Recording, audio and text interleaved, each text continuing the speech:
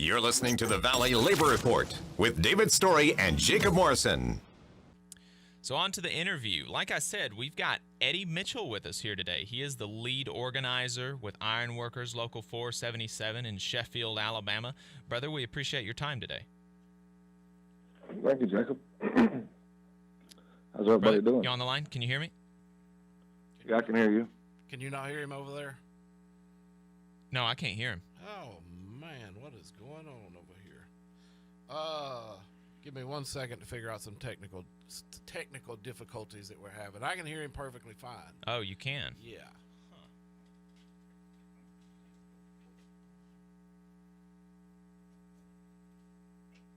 And while Jacob is... Okay, Eddie, say something else. Yeah, I'm still here. Okay, I don't know. I don't know what the deal was with that. I just changed the audio. It's not an episode of the Valley Labor Report unless there's a little bit of technical issues. But Eddie, we appreciate your time today. Thanks for coming. Thank you. Thank you for having me. Yeah. So we were talking yesterday, and can you tell us just a little bit about what you told me about, like how you came to the union?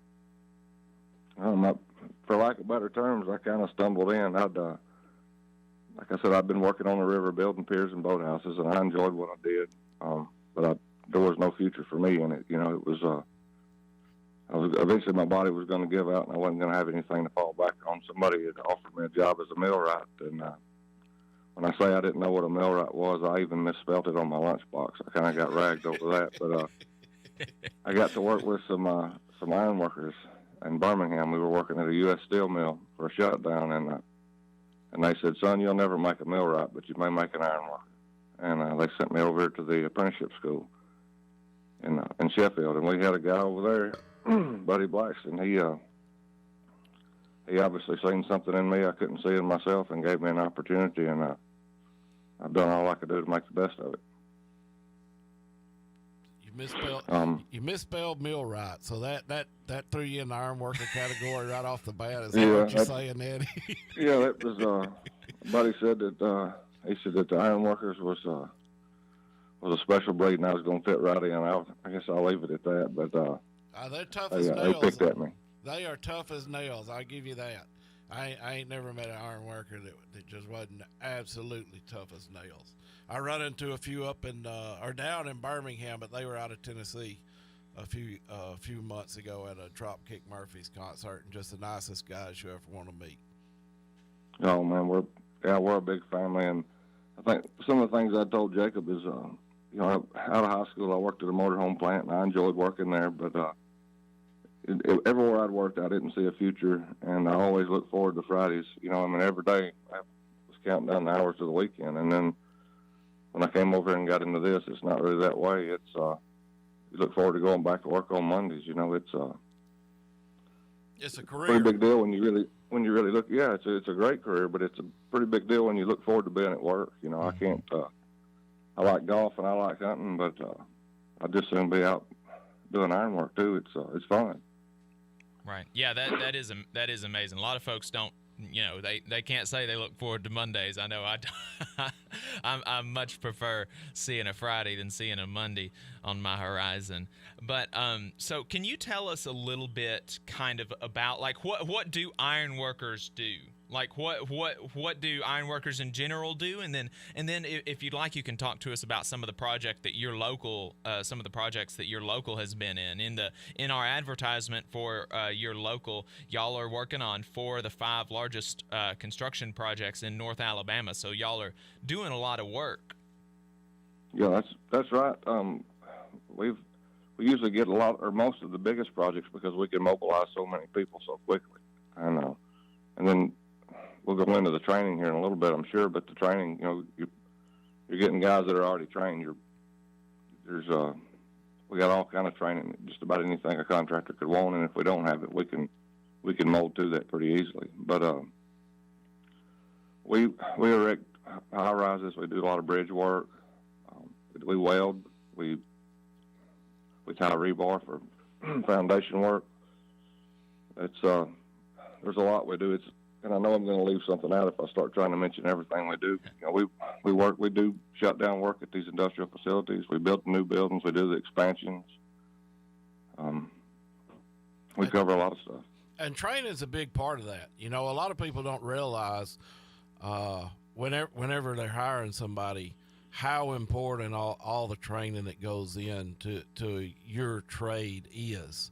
I was up in Montague, Michigan a few years back, about 20 years ago, setting some equipment, and I was at a union factory, but the plant manager there didn't want to use union labor. He knew these contractors over here that was a little bit cheaper, and they were going to come in and anchor and there was a millwright group. It wasn't Ironworkers, but they were going to come in and anchor the equipment, set the equipment for me. And so they started drilling holes in the concrete and whipped out the anchors and a 12-inch crescent wrench and started beating them anchors into the holes with a 12-inch crescent wrench. And I just walked over and said, "Boy, ain't you got a hammer? I mean, what is going on?" And I went and talked to the plant manager and told him, "Look, man, you may have got a cut rate, but you're going to do double the time because it's going to take these guys twice as long to do the work as it does a good union worker." So that's right. Training is important. And most of the time, the wage rate's pretty close to the same. There's not that much difference. For years I've heard union labor is too expensive. It's not too expensive. It's right there with it. And like you said, you're going to get it done right the first time. You're not going to have to pay twice. You're getting guys that know what's going on. They know the next step. They don't have to sit there and wait on somebody to come hold their hand and say, "All right, now that you finished this is what we've got to do." And when everybody has a good understanding of what's going to happen next, everybody's looking for what ifs. You know, well, you can mitigate a lot of stuff before you get to it this way, and it saves a whole lot of time. Yep. It's getting what you're paying for, and these guys care about it. You know, it doesn't matter which contractor we're working for. This is the Ironworkers, so we're going to go out here and do a good job to make sure that we get to come back and keep working here. Yeah. Mm-hmm. Your name that's is something on I never seen. Yeah, your name is on that project, and the nice thing about it is it's the worker's name. You know, it ain't the owner's name; it's the worker's name that's on that project. So that means something to them, besides just working for somebody.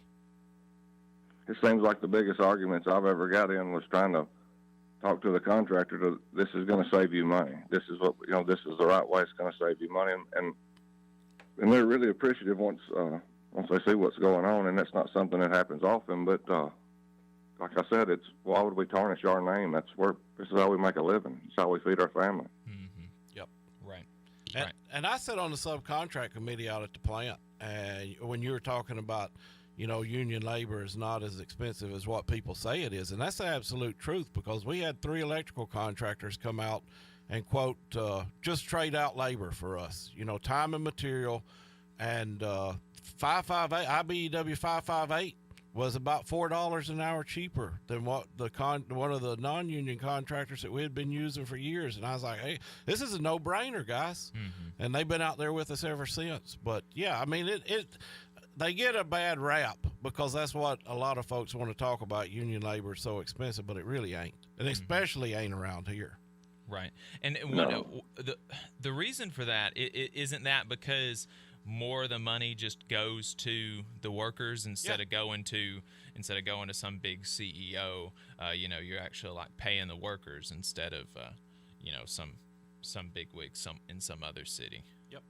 So it's even getting to the point now to where it's the guys are getting the unrepresented ironworkers are getting the whole package on their check, but it doesn't work forever. This is rough on your body. At some point, you're going to have to retire. 65 years old is a long time to be an iron worker, and especially if you started young. And at that point, you need to retire. You need to be able to retire. And if we were good at saving money, we probably wouldn't be iron workers. We'd probably be working at a bank somewhere. But that's just the reality of it. This is here, so you don't have to buckle down and save everything. It's still good to have an alternative, I'm sure, but this money's here for you. It's put back, Yeah. Well, you got a prize, you got a goal. Y'all got a good retirement plan out there, I'd assume, don't you? Yeah, we got a really good retirement. Yeah, so I mean that's one of the nice things about being a union worker is you certainly certainly don't have to worry about working your entire life. Mm-hmm. One thing that kind of stood out to me that was really cool is that you said that y'all have the ability to travel if work kind of dries up in a specific city, because the Ironworkers is an international union, and you've got these connections. If work dries up in Huntsville, you can go work for Ironworkers local, whatever in some other city, and that's something that you're not going to have with like local contractors. Yeah, and I mean, you can go to Nashville and work for something that's going to be pretty close to the same pay rate, or you can go to Detroit or New York and make big money. Right. Yeah, so we're talking to Eddie Mitchell. He's the lead organizer for Ironworkers Local 477. We're going to bring him back on the other side to talk some more about what they do, and maybe how you can join if you're interested, and how you can hire them if their labor sounds good to you. So stay tuned. This is the Valley Labor Report.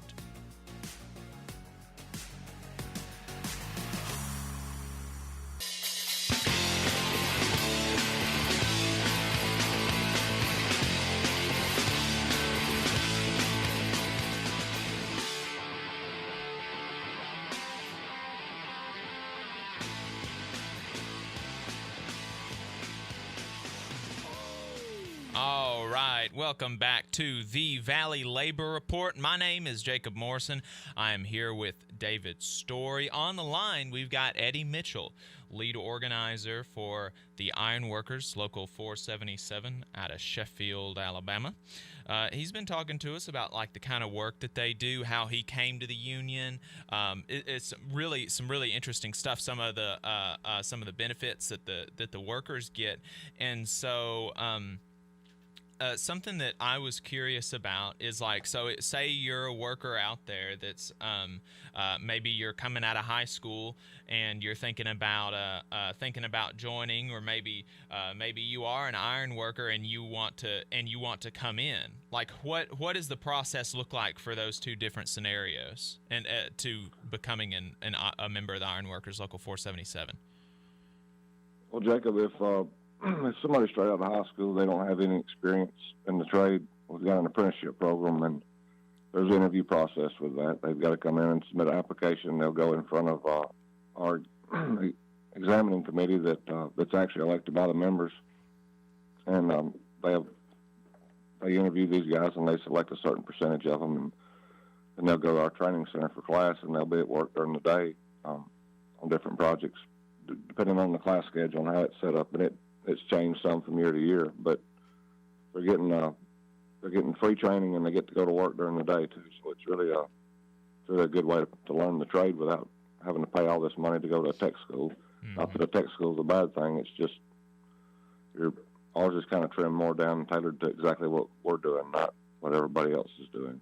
And to come in at a journeyman rate, if a guy's been a journeyman iron worker, it doesn't take long to figure out.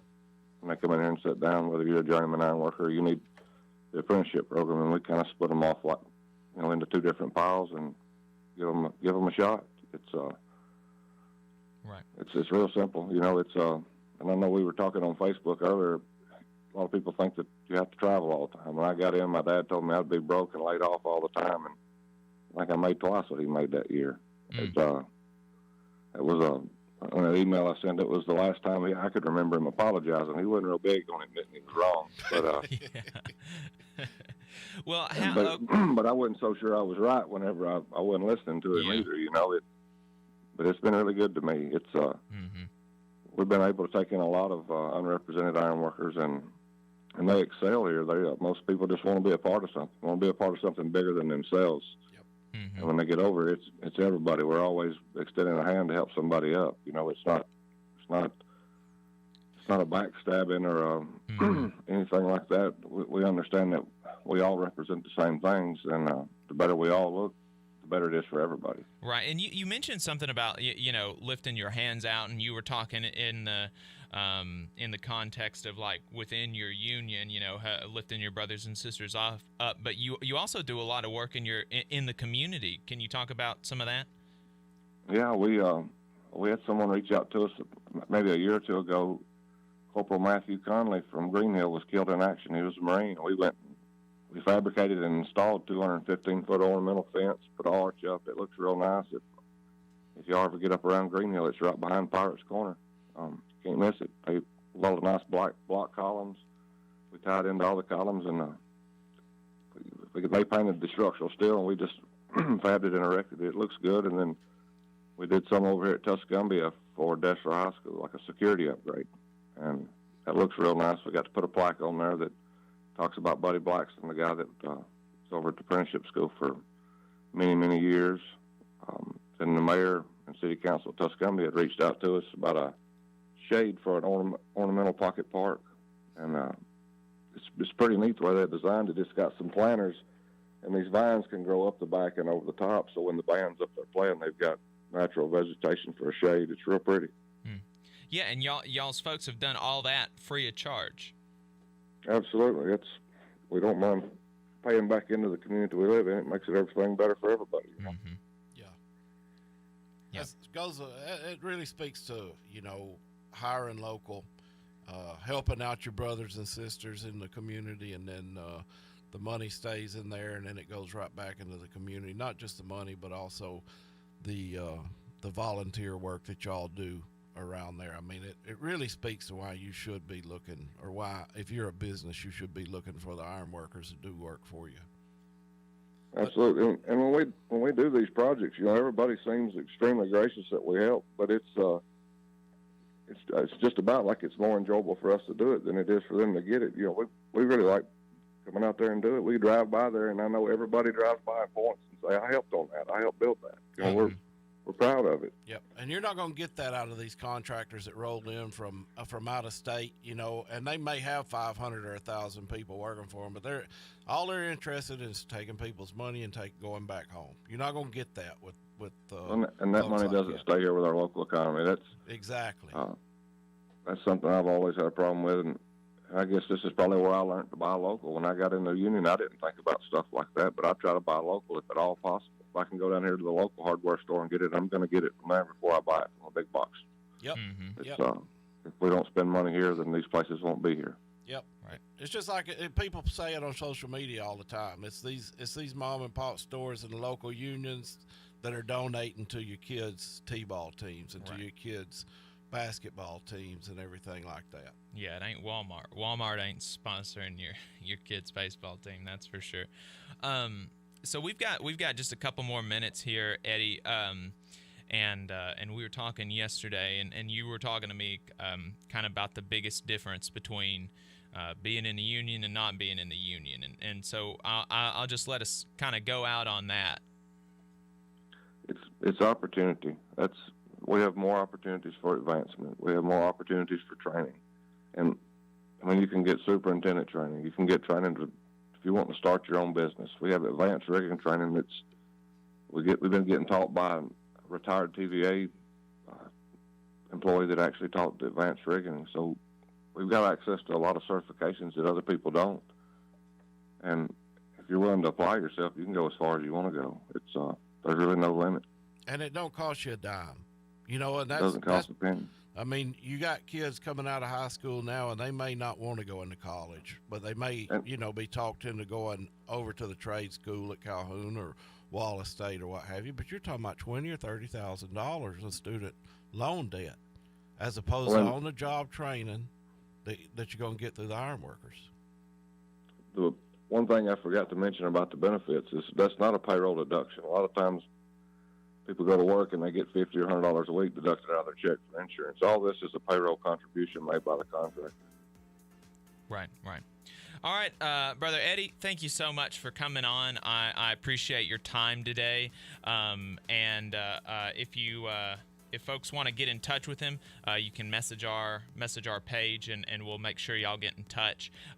He is the lead organizer with the Ironworkers, Local 477 out of Sheffield, Alabama. Brother, we appreciate your time. Y'all stay tuned. This is the Valley Labor Report. Thanks for tuning in. We appreciate your time. If you want to see what we're up to throughout the week and get our snide quips about the news of the day, then you should follow us on social media. We're on Facebook at facebook.com/Valley Labor Report. We're on Twitter at Labor Reporters. I'm on Twitter at JacobM_AL. David is on Twitter at Radical Unionist. That's spelled RADICL Unionist. If you missed part of the show and want to go back and watch it later, search YouTube for The Valley Labor Report and subscribe to our channel. You can go back and watch the full show there, and we also clip segments throughout the week. And we also upload the program on more than 11 different podcasting apps. So you can see if we're on your listening platform of choice. You can go to thevalleylaborreport.transistor.fm/subscribe. And if you appreciate our work and want to help us stay on the air, then consider throwing us a couple dollars a month on patreon.com/The Valley Labor Report.